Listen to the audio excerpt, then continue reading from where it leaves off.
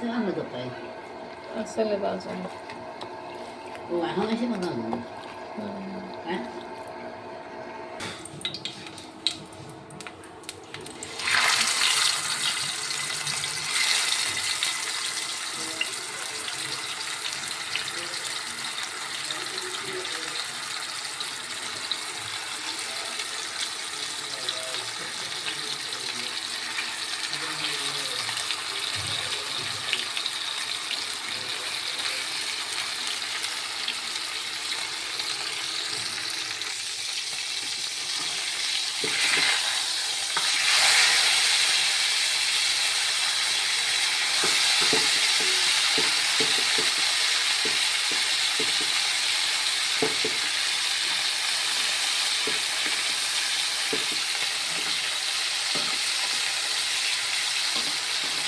একদিন খালা না আসলে বুঝা যায় সংসারের কাজ কত কম বেশি।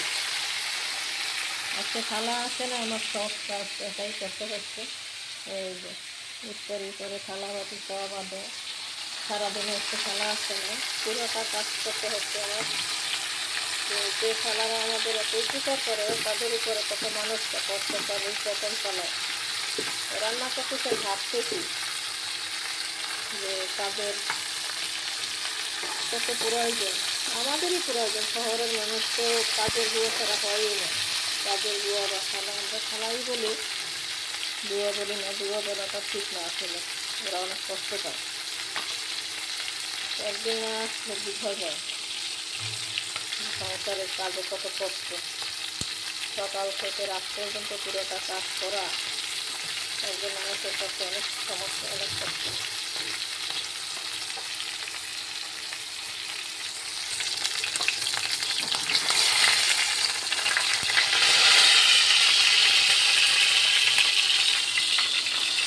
এভাবে আমি পুরোটা মাছ ভেজে নেবো আগে।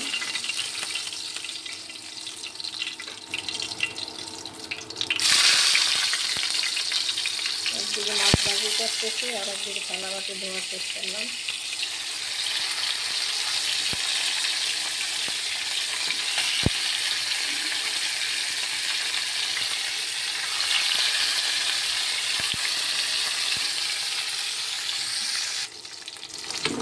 এভাবেই উঠে গেছে।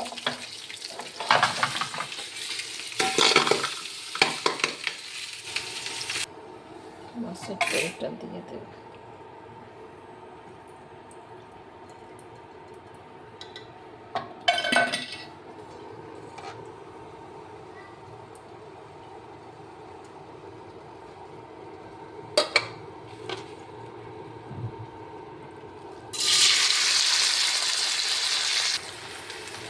রসুন দিয়ে দিলাম।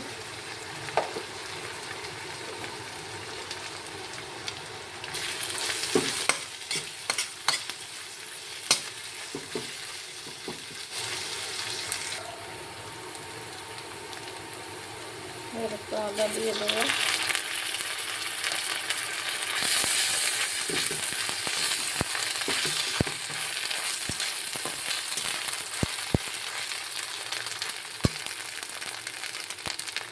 বাকি সব মশলা দিয়ে দেবো। এখানে হলুদ, মরিচ, ধনিয়ার গুঁড়ো, দারচিনি, এলাচি, তেজপাতা, লবণ সব একবারে দিয়ে দিলাম। একটু পানি দিয়ে ভালোভাবে কষিয়ে নেব।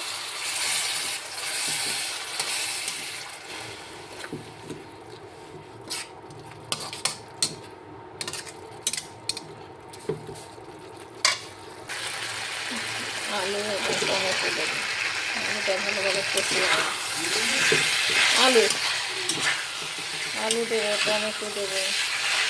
পাঙ্গাস মাছে আলু আর টমেটো দিলে অনেক মজা হয়। আলু কষানো শেষ, এবার পরিমাণ মতো জল দিয়ে দেবো। আলু কষানো শেষ।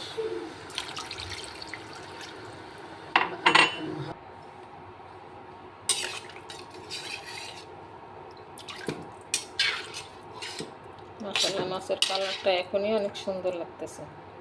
এবার আমি ঢেকে দেব।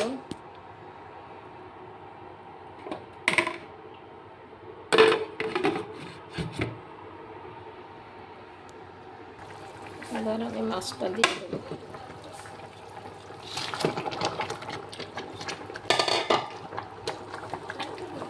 পাঙ্গাস মাছ আলু আর টমেটো দিয়ে ধনে পাতা দিয়ে অনেক মজা হয়। আপনারা খেয়ে দেখবেন এভাবে রান্না করে। আমার পাঙ্গাস মাছ রান্নাটা কিন্তু অনেক মজা হয় মাশাআল্লাহ। পরিবারের সবাই খুব মজা করে খায়। এবার একটু ফ্লেভারের জন্য কাঁচা ঝাল দিয়ে দেবো। একটু পরে টমেটো দেবো, আরও একটু পরে। টমেটো সেদ্ধ হতে বেশি দেরি লাগে না, টমেটো কেটে রাখছি অলরেডি।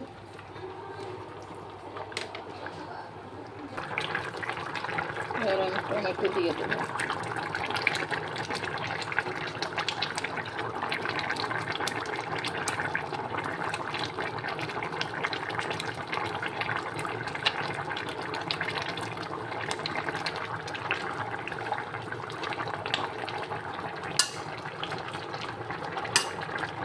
ঝোল আরেকটু গাঢ় হলে জিরার গুঁড়া আর ধনে পাতা দিয়ে উঠিয়ে নেব। জিরার গুঁড়িটা আবার দিয়ে দেবো, একটু পরে আবার ধনে পাতা দিয়ে দেবো। এবার আমি ধনে পাতা দিয়ে দেবো। আমার পাঙ্গাস মাছ রান্না হয়ে গেছে। এভাবে আপনারা রান্না করে খেয়ে দেখবেন, অনেক মজা হয়।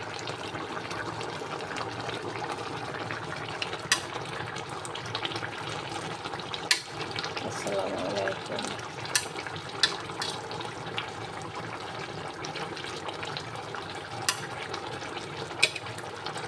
চুলা নিভিয়ে দিলাম, এবার ঢেকে রাখবো। ধনে পাতা দিয়ে বেশি জ্বালানো যাবে না, তাপেই সেদ্ধ হয়ে যাবে। ব্যাস, আমার রান্না কমপ্লিট হয়ে গেল।